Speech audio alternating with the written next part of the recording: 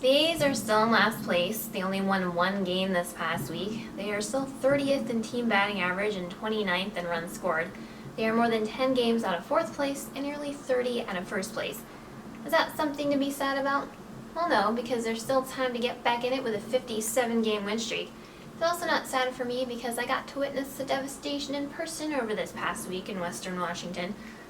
Even if the devastation got to be so much that my car developed health problems after the second game, really tried to stop me from going to Game 3 by having a car heart attack, and did successfully stop me from going to Game 4 because I'm not ready to put him into car hospice yet. But all that's okay. Anytime I can see an A's game, I am happy. Even if my car is dramatically fading in the background to try to get me to not go to the games. Here's some other things to be happy about. The A's did start the week being swept by the Yankees, but Frankie Montas had a great start in Game 2. 6 innings, 4 hits, 2 runs, 2 walks, and 7 strikeouts, which somehow, again, was a loss. Gotta admire the A's consistency. He's probably Montasing around some tables in the clubhouse afterward, though. Offensively, Sheldon Noisy was 3 for 10 in the series with an RBI, and Elvis Andrus was 4 for 10 with a run scored and 5 RBI. He also had a stolen base, which may mean he was challenging the other old men on the team, Jed Lowry and Stephen Vogt, to a foot race.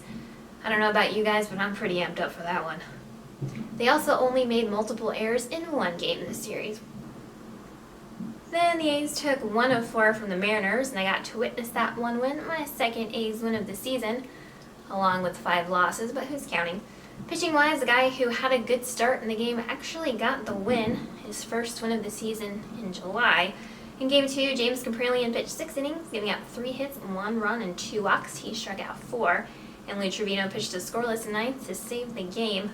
All the stars aligned that night, probably completely by accident and in confusion, but it still happened.